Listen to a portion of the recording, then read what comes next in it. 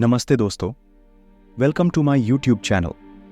आज की जो बुक है, फ्रांसीसी गणितज्ञ और दार्शनिक ब्लेस पास्कल ने 1624 में कहा था, मानवता की सभी समस्याएं मनुष्य की अकेले कमरे में चुपचाप बैठने में असमर्थता से उत्पन्न होती हैं।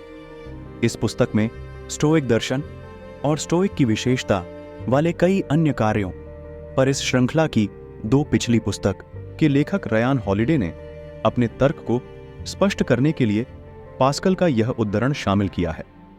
हमारे साथ बहुत कुछ, यदि नहीं तो क्या होता है, हमारी आधुनिक दुनिया अत्यधिक ध्यान भटकाने वाली है और यह हमारे मन की शांति में योगदान नहीं देती है। फिर भी अपने अंदर सच्ची शांति पाने में सबसे बड़ी, सबसे गंभीर बाधा हमारा अपना बेचैन मन है। हॉलिडे कहते हैं, हर चीज के बारे में शांति ही कुंजी है। हमें अपनी सभी क्षमताओं को अनलॉक करने के लिए शांति की आवश्यकता है। लेकिन यह शांति क्या है? हमें कैसे पता चलेगा कि हम क्या खोज रहे हैं? इस शांति के उदाहरणों में अंतर्दृष्टि के वे क्षण शामिल हैं जो हमारे पास तब आते हैं जब हम एकाग्रता में गहरे होते हैं या जिस चीज को करने के लिए हमने प्रशिक्षित किया है उसमें अपने सर्वोत्तम प्रदर्शन के क्षण का अनुभव करते हैं, या प्रकृति को देखने और यह महसूस करने की भावना कि आप हैं अपने से बहुत बड़ी किसी चीज का हिस्सा। हॉलिडे कहते हैं, ये क्षण हमें दिखाते हैं कि हमारे भीतर वह शांति है जिसे हम तलाशते हैं। यह पुस्तक इससे जुड़ने और इसे विकसित करने के बारे में है, ताकि पास्कल द्वारा एक कमरे में चुपचाप अकेले बैठने और आंतरिक शांति पाने की उस क्षमता का पता लगाया जा सके जिसके बारे में बात की गई थी। शांति के क्षेत्रों का वर्णन करने के लिए पुस्तक को 3 खंडों में विभाजित किया गया है: मन, आत्मा और शरीर। इनमें से प्रत्येक अनुभाग में हॉलिडे इतिहास, साहित्य और खेल और मनोरंजन से उदाहरणों का उपयोग करता है, यह दिखाने के लिए कि दूसरों ने उन गड़बड़ी और बाधाओं से कैसे निपटा है जो हमें अपने भीतर उस स्थायी शांति को खोजने और दावा करने से रोकते हैं। भाग 1, मन। हॉलिडे मन पर अनुभाग की शुरुआत उन घटनाओं के विवरण के साथ करता है जिन्हें क्यूबा मिसाइल संकट के रूप में जाना जाता है।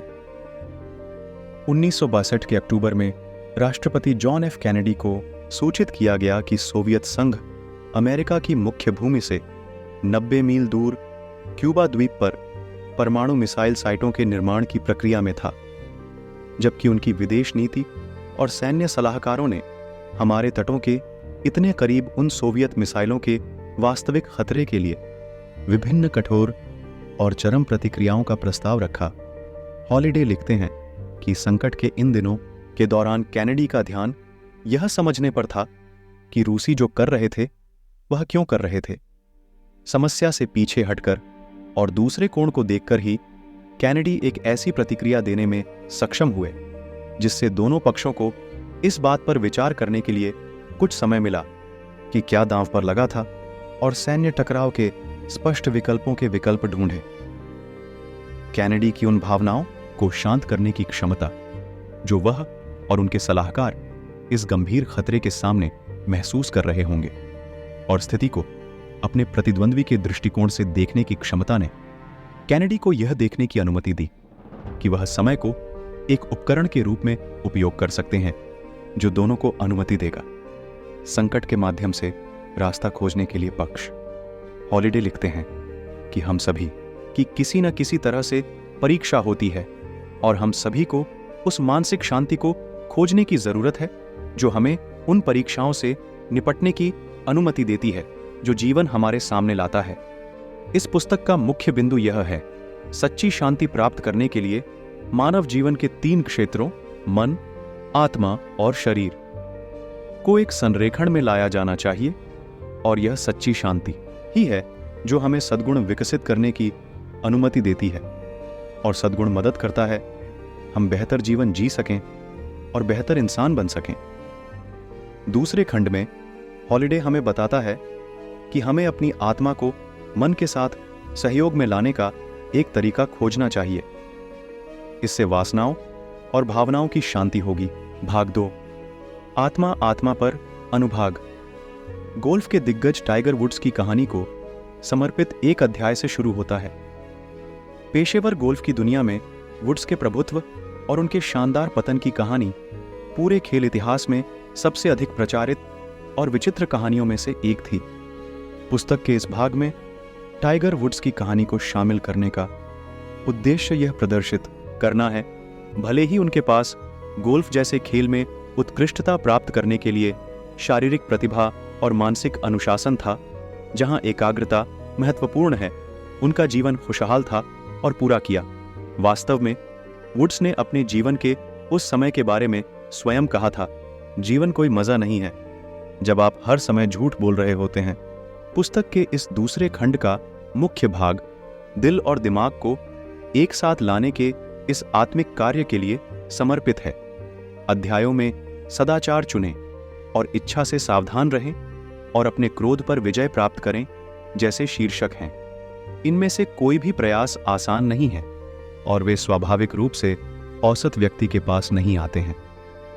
फिर भी अगर हमें अपनी इच्छाओं पर काबू पाना है और अपनी आत्मा में स्पष्टता लानी है तो ये चीजें हमें पूरी करनी होंगी। हमें अपनी भावनाओं और आवेगों की जिम्मेदारी लेनी चाहिए और उन्हें अपने बड़े लक्ष्यों और सिद्धांतों के अनुरूप लाना चाहिए। बच्चों के क्लासिक दी लिटिल प्रिंस में लोमड़ी छोटे लड़के से कहती है, यह मेरा रहस्य है, यह बहुत सरल है, केवल दिल से ही कोई सही ढंग से देख सकता है, जो आवश्यक है वह आंखों के लिए अदृश्य है। पुस्तक के इस स्पिरिट खंड में हॉलिडे की प्रमुख थीसिस ये है, किसी भी गंभीर शांति को प्राप्त करने और बनाए रखने के लिए दिल और आत्मा को दिमाग से जोड़ना आवश्यक है। जिस तरह से यहाँ शांति का उपयोग जीवन में एक प्रमुख लक्ष्य के रूप में किया जाता है। भाग 3 शरीर हॉलिडे हमें बताता है कि वह इस पुस्तक में जिस शांति के बारे में बात कर रहा है वह सिर्फ एक अवधारणा नहीं है, यह एक वास्तविक स्थिति है जो हमारे शरीर में मौजूद है। यह तीसरा खंड, जिसे बॉडी कहा जाता है, हमारे भौतिक शरीर को मन और आत्मा के सहयोग से लाने के लिए हॉलिडे का मामला है, ताकि इस आवश्यक स्थिति की खोज में संपूर्ण आत्मा का सामंजस्य प्राप्त किया जा सके, जिसे वह शांति कहते हैं। आखिरकार शरीर एक भौतिक बर्तन है जिसमें हमारे मन और आत्माएं समाहित हैं। हमारा दायित्व है कि हम इस आवश्यक जहाज की देखभाल और रखरखाव पर पूरा ध्यान दें। हॉलिडे के तर्क में यह देखभाल आहार और व्यायाम की बुनियादी बातों से परे है, लेकिन इसमें अवकाश, एक शौक प्राप्त करें और अति सूक्ष्मवाद, अपने सामान से छुटकारा पाएं भी शामिल है। कहने की जरूरत नहीं है, हॉलिडे में शरीर को मन और आत्मा के अनुरूप लाने के लिए कई सिफारिशें हैं और इन्हें नहीं कहें और एकांत की तलाश करें और सोने के लिए जाएं, जैसे शीर्षकों के साथ अध्यायों में व्यवस्थित किया गया है।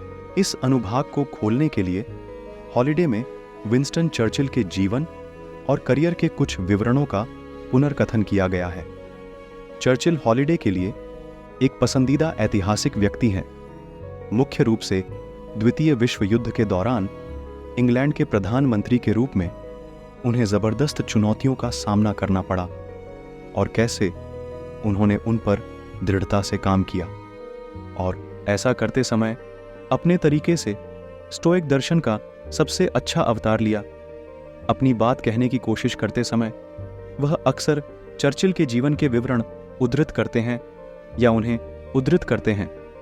शरीर पर इस खंड की शुरुआत में वह एक चुटकुले का उल्लेख करता है जो चर्चिल ने एक मित्र से कहा था कि हम सभी मनुष्य कीड़े हैं, साधारण प्राणी हैं जो खाते हैं और शौच करते हैं और मर जाते हैं, लेकिन वह खुद को एक चमकीला कीड़ा समझना पसंद करता था। हॉलिडे ने इस अनुभाग में विंस्टन चर्चिल के मेरे व्यक्तिगत पसंदीदा उद्धरण को भी शामिल किया है। वास्तव में अत्यधिक प्रशंसा, क्योंकि चर्चिल 20वीं शताब्दी के सबसे अधिक उद्धृत लोगों में से एक था। मैं हिटलर के अलावा किसी से नफरत नहीं करता और यह पेशेवर है, बहादुरी से काम करो। शीर्षक अध्याय में हॉलिडे ने अपना मामला स्पष्ट रूप से रखा है। अगर हम अच्छा बनना चाहते हैं और अच्छा महसूस करना चाहते हैं तो हमें अच्छा करना होगा। विरोधाभासी रूप से इस पुस्तक के शीर्षक में उल्लिखित शांति का मतलब दुनिया के मामलों से हटना नहीं है। इसके बजाय यह एक उपकरण है जो आपको अधिक लोगों के लिए अधिक अच्छा करने की अनुमति देता है। यह वह है जो आपको अच्छे कार्य करने की अनुमति देगा जो करना कठिन साबित हो सकता है और आपको कभी भी कोई मान्यता नहीं दिला सकता है। उस विश्वसनीय स्टोइक मार्कस ऑनोरेलियस ने इसे एक निस्वार्थ कार्य से दूसरे कार्य की ओर बढ़ने को खुशी और शांति खोजने का एक साधन कहा। निष्कर्ष बॉडी पर अनुभाग के अंत में हॉलिडे ने सिसरो को उद्धृत किया। दर्शन शास्त्र का अध्ययन करने का अर्थ यह सीखना है कि कैसे मरना है, और यह पुस्तक जो स्टोइक दर्शन के उपदेशों और सिद्धांतों का उपयोग करके एक अच्छा जीवन जीने के बारे में है। जैसा कि हॉलिडे लिखते हैं, अच्छी तरह से कैसे मरें के बारे में भी है। उनका कहना यह है, यदि आप इसे सही तरीके से कर रहे हैं तो वे दो चीजें समान हैं। कुछ मायनों में मुझे लगता है कि यह हॉलिडे की इस तरह की 3 पुस्तकों में से सर्वश्रेष्ठ है। जब उन्होंने इसे लिखा तब तक उन्हें इन स्टोइक विषयों से निपटने के लिए उपयोग किए जा रहे फॉर्मूले पर पूरा भरोसा था, और जब उन्होंने यह पुस्तक शुरू की तो उन्होंने स्थिरता के विषय पर काफी गहराई से सोचा था। परिणाम यह है कि त्रय की यह तीसरी और अंतिम पुस्तक हमारे अपने आधुनिक जीवन में इन स्टोइक मूल्यों को अपनाने के लिए सबसे स्पष्ट और सर्वोत्तम तर्कपूर्ण तर्क है। कुछ मायनों में यह पुस्तक हॉलिडे के माध्यम से बाधा ही रास्ता है और फिर अहंकार ही शत्रु है के साथ इस यात्रा को करने के लिए एक पुरस्कार थी। यह पुस्तक मन, आत्मा और शरीर के 3 धागों को एक व्यापक कार्यक्रम में बांधते हुए बहुत करीने से समाप्त होती है, स्थिरता खोजने का। लेकिन यह पुस्तक पाठक को दार्शनिक उद्देश्य का जीवन जीने के लिए एक अच्छा उपयोगी तर्क देकर 3 पुस्तक श्रृंखला को अच्छी तरह से बांधने का उद्देश्य भी पूरा करती है। हॉलिडे ने हमें मार्गदर्शक के रूप में स्टोइज्म के सिद्धांतों का उपयोग करके जीवन के माध्यम से अपना रास्ता तय करने के लिए एक उत्कृष्ट रोड मैप दिया है। उन्होंने हमें वह रास्ता दिखाया जो उन्होंने अपनाया, और वे कदम बताए जो हमें उसी दार्शनिक गंतव्य को खोजने में मदद करेंगे। उन्होंने अपने पाठकों पर बहुत बड़ा उपकार किया है।